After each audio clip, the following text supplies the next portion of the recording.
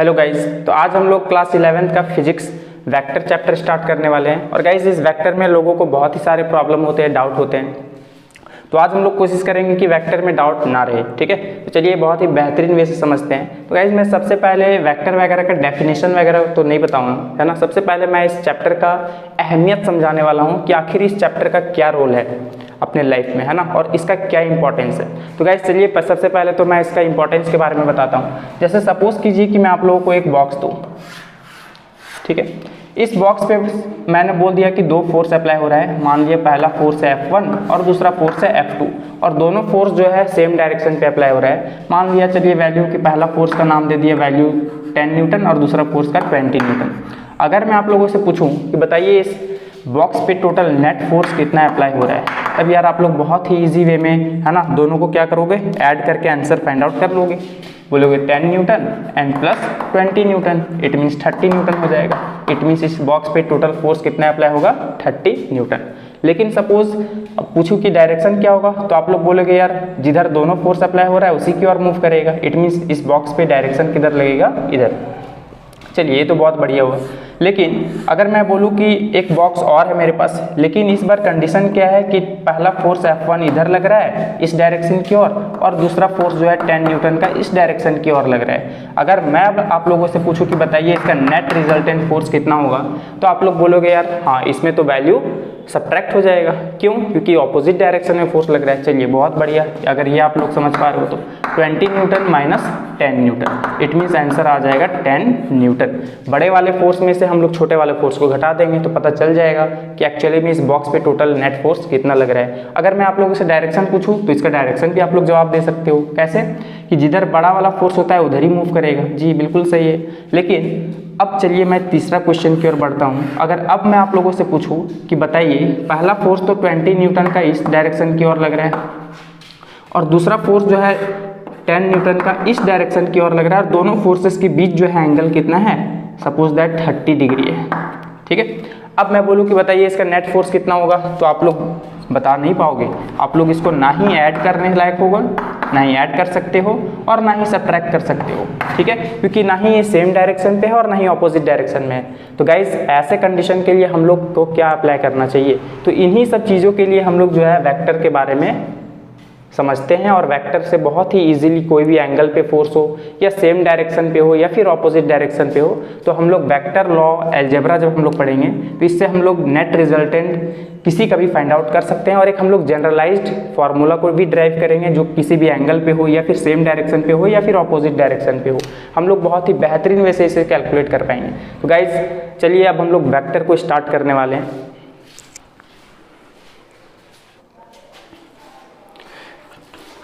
चलिए अब हम लोग थोड़ा वेक्टर के बारे में डिफाइन कर लेते हैं। ये तो समझ लिए कि वेक्टर का एक्चुअली में अहमियत क्या है, इसका इंपॉर्टेंस क्या है, ठीक है। तो चलिए क्वांटिटी के बारे में अगर मैं डिफाइन करूं तो गाइज क्वांटिटी जो है ना दो तरह से हम लोग डिफाइन करते हैं। पहला क्वांटिटी है जो हम लोगों का, वो है स्केलर क्वांटिटी।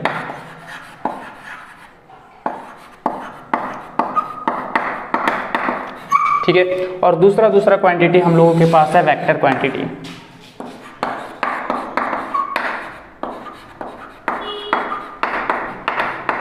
ठीक है, तो गाइज स्केलर क्वांटिटी क्या होता है, जिसमें सिर्फ और सिर्फ मैग्नीट्यूड हो, है ना, ओनली मैग्नीट्यूड।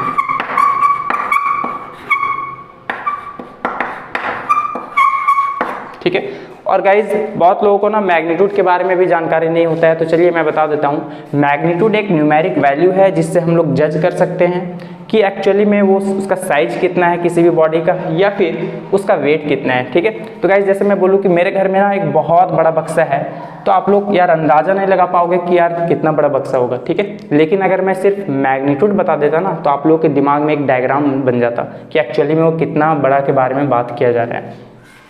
जैसे मैं बोलूँ कि मेरे घर में 100 kg का बक्सा है ना, कितना, 100 kg का, तो आप लोग बोलोगे यार बिल्कुल सही, 100 kg मतलब हम लोग तो उठा ही नहीं पाएंगे। एक्चुअली में इसका लमसम में साइज इतना होगा, वेट तो बता ही दिए कि इतना भारी होगा। तो हम लोग उसके बारे में न्यूमेरिक वैल्यू को सुनकर ही हम लोग एक अंदाजा लगा पाएँ कि एक्चुअली में उसका वेट या साइज के बारे में, है ना, कि कितना हो पाएगा एक लमसम में। तो इसी को हम लोग बोलते हैं मैग्नीट्यूड। तो magnitude is the numeric value, ठीक है। अब बात करते हैं वेक्टर क्वांटिटी के बारे में। तो वेक्टर क्वांटिटी क्या होता है, तो गाइज वेक्टर क्वांटिटी होता है जिसमें मैग्नीट्यूड भी हो प्लस डायरेक्शन भी हो। और गाइस बहुत सारा क्वांटिटी में सिर्फ मैग्नीट्यूड और डायरेक्शन को ही देख के हम लोग जज कर लेते हैं कि एक्चुअली में वेक्टर है, लेकिन बहुत सारे में हम लोग फंस भी जाते हैं। क्यों? क्योंकि ये सिर्फ दोनों चीज़ों पे ही डिपेंड नहीं करता है, एक तीसरा चीज़ भी होता है जिसको हम लोग बोलते हैं वेक्टर लॉ ऑफ अलजेब्रा। ठीक है, vector laws of algebra.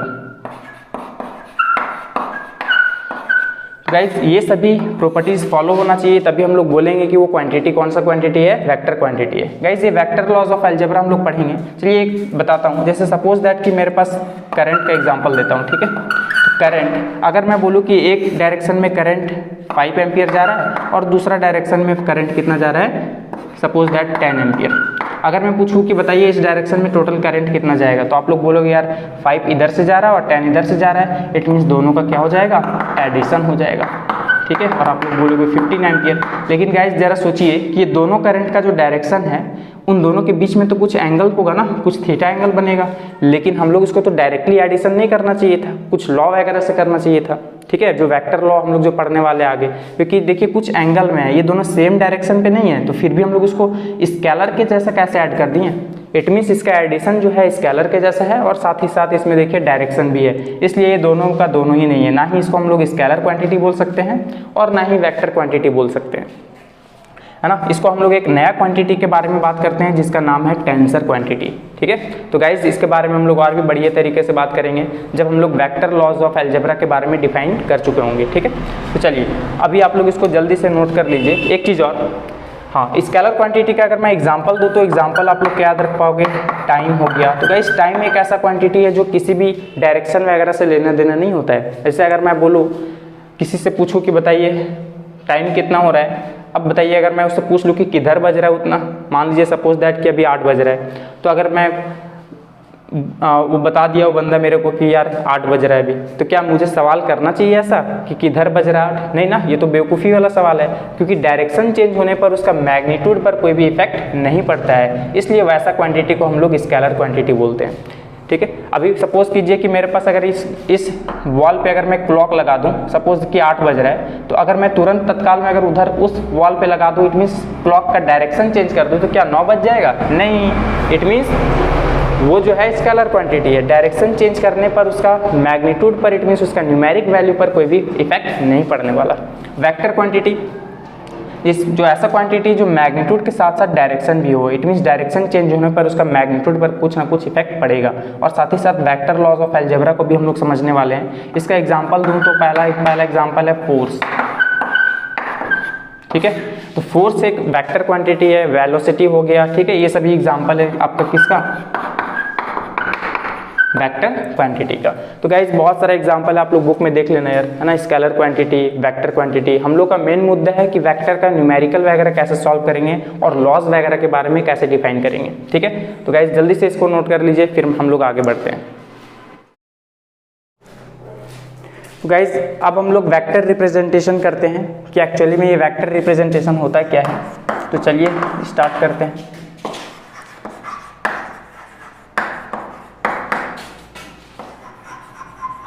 Guys vector representation कहने का मतलब है कि वेक्टर को हम लोग कैसे रिप्रेजेंट करेंगे। गाइज हर एक कोई का एक नाम होता है ना, नामकरण से जैसे पता चलता है कि हाँ यार ये है। ठीक है, पहचान, तो वेक्टर का पहचान क्या है उसी के बारे में हम लोग बात करने वाले हैं। तो वेक्टर रिप्रेजेंटेशन के बारे में अगर बात किया जाए तो इसको हम लोग जनरली 2 तरीके से रिप्रेजेंट करते हैं। पहला होता है ग्राफिकल रिप्रेजेंटेशन,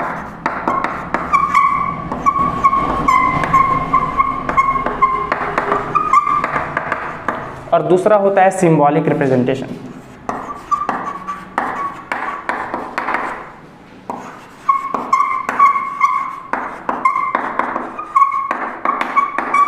ठीक है, तो गाइस ग्राफिकल रिप्रेजेंटेशन में क्या होता है कि एक वेक्टर का जनरली सिर्फ और सिर्फ एक एरो डाल दिया जाता है जो कि डायरेक्शन बताएगा आपको, और उसका जो लेंथ होता है ना, लेंथ जो होता है वो हम लोगों को मैग्नीट्यूड देता है। ठीक है, जैसे सपोज कीजिए कि अगर आपको F = 100 न्यूटन का फोर्स बोल देता कि इस वेक्टर का रिप्रेजेंट करो ग्राफिकल रिप्रेजेंटेशन से, तो आप लोग इसको कैसे करते, एक लाइन खींचते जो कि 100 सेंटीमीटर का होता, जितना लेंथ होता उसी को हम लोग बोल देते हैं मैग्नीट्यूड, और जो डायरेक्शन जिधर हम लोग को देना होता उधर दे देते। लेकिन गाइस सोचिए कि बड़ा बड़ा वैल्यू में क्या उतना बड़ा हम लोग लाइन खींचते नहीं, उस टाइम हम लोग क्या करते, जैसे सपोज कर लेते कि 1 सेंटीमीटर जो है वो 20 न्यूटन के बराबर है, तो हम लोग को कितना लाइन खींचना पड़ता बताइए, 5 सेंटीमीटर। जब 5 सेंटीमीटर का लाइन ड्रॉ कर देते हैं तो 1 सेंटीमीटर जब 20 न्यूटन का है तो 5 सेंटीमीटर कितना हो जाएगा, 5 × 20, इट मीन्स यही आपका कितना हो गया 100 न्यूटन। तो इस कंडीशन में हम लोग ऐसा कुछ मान लेते हैं, लेट कर लेते हैं कि 1 सेंटीमीटर 20 न्यूटन के बराबर है और हम लोग का काम आसान हो जाता है। लेकिन गाइस सबसे बढ़िया रिप्रेजेंटेशन है हम लोगों का सिंबॉलिक रिप्रेजेंटेशन, जो कि हम लोग 3 तरीके से दिखाते हैं। क्योंकि बढ़िया पहला कंडीशन है आपका ये कि किसी भी के ऊपर एरो लगा हुआ है मतलब वो वेक्टर है, ठीक है, वेक्टर क्वांटिटी है। और दूसरा, या फिर ए के ऊपर एरो ना लगा होगा तो बार भी लगा होगा तो भी चलेगा, ये वेक्टर रिप्रेजेंटेशन है। या फिर बहुत ही बोल्ड लेटर में लिखा है ना तो भी वो वेक्टर रिप्रेजेंटेशन है, ठीक है। तो इन तीनों रिप्रेजेंटेशन सिंबॉलिक रिप्रेजेंटेशन का ही है। लेकिन गाइस सबसे ज़्यादा हम लोग यूज़ में जो लेने वाले हैं, वेरी यूजफुल, ये वाला लेंगे और ये हम ही लोग यूज़ करने वाले हैं। हालांकि ये वाला रिप्रेजेंटेशन आपको जनरली बहुत ही बढ़िया हाईली लेवल वाला बुक में दिखाई देगा, है ना। एडवांस वाला बुक में भी कहीं कहीं दिख जाता है, IIT JEE मेंस एडवांस वाला जो बुक होता है। लेकिन गाइस सबसे ज़्यादा हम लोग यूज़ यही वाला करते हैं, IIT में भी ज़्यादा यूज़ यही वाला होने वाला है, वेक्टर रिप्रेजेंटेशन, ठीक है, ऊपर एरो लगा हुआ रहेगा। अब गाइस हम लोग वेक्टर में इंटर कर चुके हैं पूरे तरीके से। अब हम लोग बहुत ही बेहतरीन वे से जो है वेक्टर के बारे में समझने वाले हैं। तो गाइस जल्दी से इसे नोट करें, फिर हम लोग आगे बात करते हैं। तो अब हम लोग टाइप्स ऑफ वेक्टर के बारे में देखते हैं कि क्या है।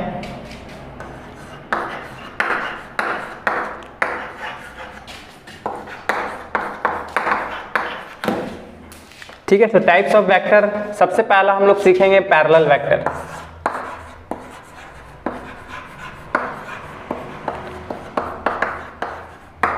तो पैरेलल वेक्टर क्या होता है, वैसा दो वेक्टर जब दोनों का डायरेक्शन सेम हो, ठीक है। क्या क्या प्रॉपर्टीज होना चाहिए पैरेलल वेक्टर के लिए, सबसे पहला चीज डायरेक्शन सेम होना चाहिए, ठीक है, डायरेक्शन सेम। और दूसरा चीज अगर बात करें, और तीसरा, तो 3 चीज़ों को देख करके हम लोग बोल सकते हैं कि पैरेलल वेक्टर है या नहीं है। लेकिन सबसे ज़्यादा जरूरी है डायरेक्शन। अगर डायरेक्शन सेम हो जाए तो हम लोग डायरेक्टली बोल सकते हैं कि वो दोनों वेक्टर जो है वो पैरेलल वेक्टर है।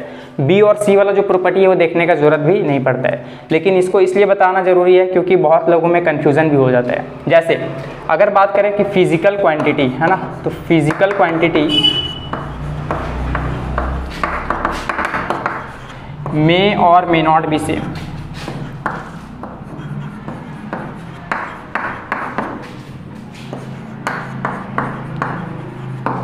और तीसरा चीज मैग्नीट्यूड मे और मे नॉट बी सेम।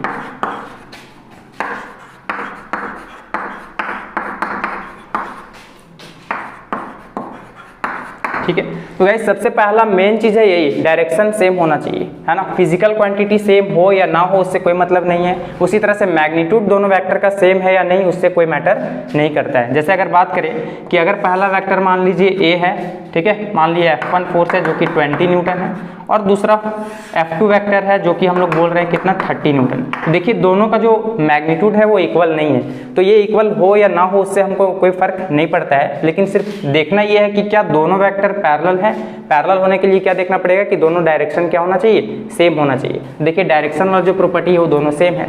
अब दूसरा वाला क्या लिखा मैंने कि फिजिकल क्वांटिटी मे और मे नॉट बी सेम। इसका क्या मतलब है, जैसे सपोज दैट कि अगर दो वेक्टर ऐसा आ जाए कि पहला वेक्टर अगर मान लिए कि फोर्स का दिखा रहे हैं F = 30 न्यूटन, और दूसरा दिखा रहा हो जिसका मान रहे हैं एक्सेलरेशन है ये, ठीक है, जो कि 30 मीटर पर सेकंड स्क्वायर। तो देखिए दोनों का फिजिकल क्वांटिटी क्या है, सेम है। एक फोर्स बता रहा है और एक एक्सेलरेशन बता रहा है। तो ये भी हम लोगों को देखना जरूरी नहीं है कि फिजिकल क्वांटिटी सेम है या नहीं, वो मैटर नहीं करता है। सिर्फ क्या मैटर होना चाहिए कि दोनों का डायरेक्शन सेम हो। और देखिए दोनों वेक्टर क्वांटिटी का जो डायरेक्शन है वो सेम है। तो वैसा वेक्टर जो कि डायरेक्शन सेम हो, फिजिकल क्वांटिटी सेम हो तो भी चलेगा, नहीं हो तो भी चलेगा, वो मैटर नहीं करता है। उसी तरह से मैग्नीट्यूड भी सेम हो या ना हो उससे कोई फर्क नहीं पड़ता है। तो सिर्फ और सिर्फ हम लोग देखना क्या चाहेंगे कि डायरेक्शन सेम है या नहीं है। अगर डायरेक्शन सेम हुआ तो हम लोग डायरेक्टली बोल देंगे कि वो दोनों वेक्टर क्या है, पैरेलल वेक्टर है। ठीक है, तो चलिए इसको नोट करिए, फिर हम लोग आगे बात करते हैं।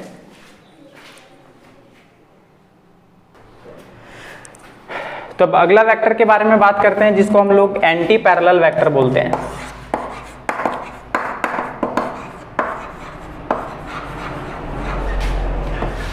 ठीक है guys, anti parallel vector actually में क्या होता है, इसमें भी तीन चीज होना जरूरी है। इसमें भी मैं वही बोलूंगा कि डायरेक्शन जो है ऑपोजिट होना चाहिए। पहला प्रॉपर्टी क्या है, डायरेक्शन ऑपोजिट।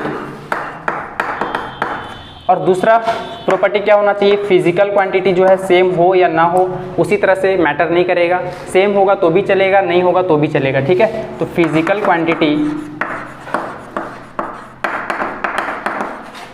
मे और मे नॉट बी सेम।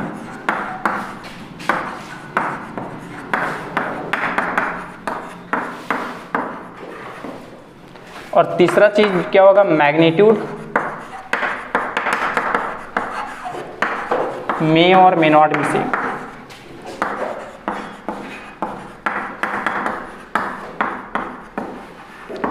ठीक है, तो ये मैटर नहीं करता है कि फिजिकल क्वांटिटी सेम है या नहीं है, उसी तरह से मैग्नीट्यूड सेम है या नहीं है, वो मैटर नहीं करेगा। लेकिन दो वेक्टर को हम लोग एंटी पैरेलल तभी बोलेंगे जब दोनों का डायरेक्शन सिर्फ हम लोग देख ले कि ऑपोजिट है या नहीं है। अगर दोनों का डायरेक्शन ऑपोजिट है तो इतने ही के बेसिस पर हम लोग उसको एंटी पैरेलल वेक्टर बोल सकते हैं। चाहे वो फिजिकल क्वांटिटी अलग अलग हो या सेम हो तो भी चलेगा, है ना। मैग्नीट्यूड सेम हो या ना हो वो मैटर नहीं करता है, सिर्फ हम लोग को क्या देखना है, डायरेक्शन ऑपोजिट होना चाहिए। सपोज दैट कि ये 20 न्यूटन है और ये F2 फोर्स है, दोनों का देखिए फिजिकल क्वांटिटी सेम है तो भी चलेगा। अगर मान लीजिए एक्सेलरेशन भी दे देते तो भी चलता, और मैग्नीट्यूड सेम हो या ना हो तो भी चल जाएगा। क्लियर है। तो गाइज एंटी पैरेलल वेक्टर में हम लोग सिर्फ पहला प्रॉपर्टी को देख करके बोल सकते हैं कि वो एंटी पैरेलल है। इट मीन्स डायरेक्शन ऑपोजिट होना चाहिए। चलिए इसको भी नोट कीजिए, फिर हम लोग आगे बात करते हैं।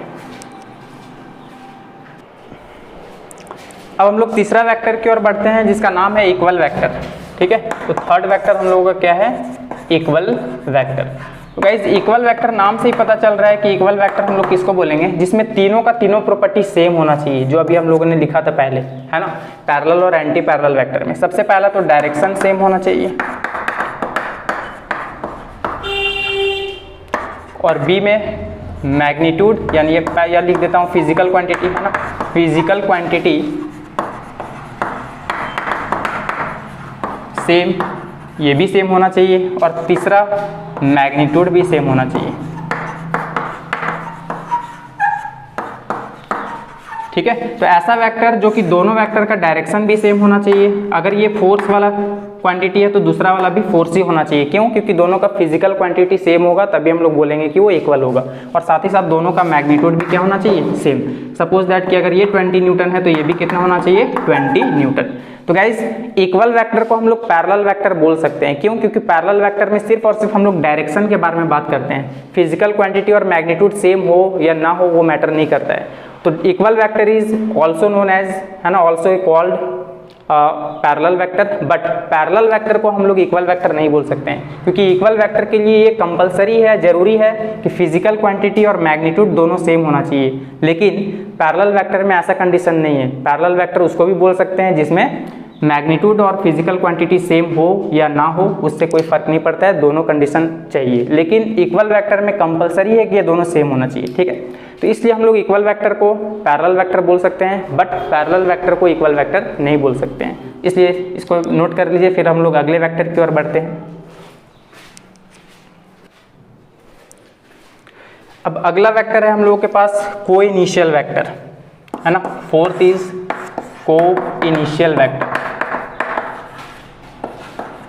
ठीक है, इस नाम से पता चल रहा है कि को इनिशियल वेक्टर वैसा वेक्टर को बोलेंगे जो कि बहुत सारा वेक्टर हो जहां इनिशियल पॉइंट बहुत सारे वेक्टर का सेम होना चाहिए। ठीक है, जैसे सपोज कीजिए कि बहुत सारा वेक्टर जो है एक पॉइंट से जो है निकल रहे हैं, है ना।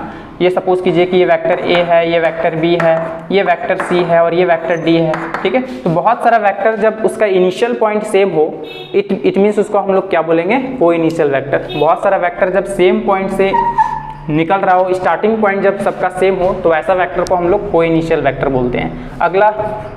अगला बात करें तो एक होता है नल वेक्टर। ठीक है, तो नल वेक्टर उसको बोलेंगे, इसका ज़्यादा ज़रूरत भी नहीं होता है। तो नल वेक्टर को हम लोग जीरो वेक्टर के नाम से भी जानते हैं, तो ये दूसरा नाम भी याद रखना जरूरी है ना, नल वेक्टर या फिर जीरो वेक्टर। ये क्या होता है, जब हम लोग इसको रिप्रेजेंट कैसे करते हैं, जीरो डाल करके ऊपर एक एरो वेक्टर रिप्रेजेंटेशन कर देते हैं इसका। तो नल वेक्टर या जीरो वेक्टर हम लोग तभी अप्लाई करते हैं जब हम लोग आगे फर्दर स्टडी करेंगे वेक्टर के बारे में। तो अगर डॉट क्रॉस या फिर वेक्टर लॉ ऑफ अलजेब्रा का अगर क्वेश्चन सॉल्व करेंगे, अगर आंसर जीरो आ गया तो हम लोग उसमें सिर्फ इतना बोल पाएं कि एक्चुअली में वो नल वेक्टर है या फिर जीरो वेक्टर है। ठीक है, ऑप्शनल क्वेश्चन आता है कि बताइए ये कौन सा वेक्टर है, तो आंसर अगर जीरो आ जाए तो ऑप्शन रहेगा option A, suppose that zero vector या फिर नल वेक्टर। ठीक है, तो हम लोग उसमें नल वेक्टर में टिक करेंगे। ठीक है, तो गाइज इसको भी नोट कर लीजिए, फिर हम लोग नेक्स्ट वेक्टर की ओर आगे बढ़ते हैं। अगला वेक्टर है हम लोग का कोप्लेनर वेक्टर।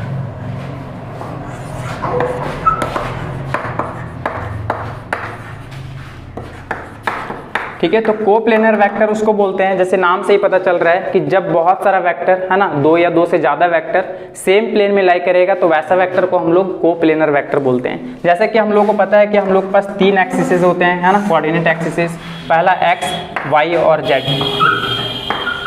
ठीक है, तो जैसा कि एक्स और वाई मिला करके एक एक्स वाई प्लेन बनाएगा, वाई और जेड मिल करके एक वाई जेड प्लेन बनेगा, और एक्स और जेड मिल करके एक एक्स जेड प्लेन बनेगा। ठीक है, इसको आप लोग ऐसे समझ सकते हो कि जैसे कि मैंने माना कि ये वाला एक्स एक्सिस है, ये वाई एक्सिस है और ये हाथ मेरा जेड एक्सिस है। ठीक है, तो एक्स और वाई मिल करके एक एक्स वाई प्लेन बन रहा है, वाई और जेड मिल करके एक वाई जेड प्लेन बन रहा है, और एक्स और जेड मिल करके एक एक्स जेड प्लेन बन रहा है। ठीक है, तो जब दो वेक्टर या दो से ज़्यादा वेक्टर सेम प्लेन में लाई करें तो वैसा वेक्टर को हम लोग कोप्लेनर वेक्टर बोलेंगे। जैसे अगर मैं मार्क करूं बहुत सारा वेक्टर, सपोज कि वेक्टर ए और vector B X Y plane में है और वाई जेड प्लेन में वेक्टर सी और वेक्टर डी है, उसी तरह से वेक्टर ई और वेक्टर एफ जो है मेरा एक्स जेड प्लेन में है। लेकिन ये देखिए ए और बी जो है एक्स वाई प्लेन, ये दोनों वेक्टर सेम प्लेन में है तो हम लोग इसको कोप्लेनर बोल सकते हैं। उसी तरह से सी और डी भी देखिए वाई जेड प्लेन में है तो इसको भी हम लोग कोप्लेनर बोल सकते हैं। एक्स और जेड भी देखिए एक्स जेड प्लेन में है, मतलब सेम प्लेन में लाई कर रहे हैं। वेक्टर ई भी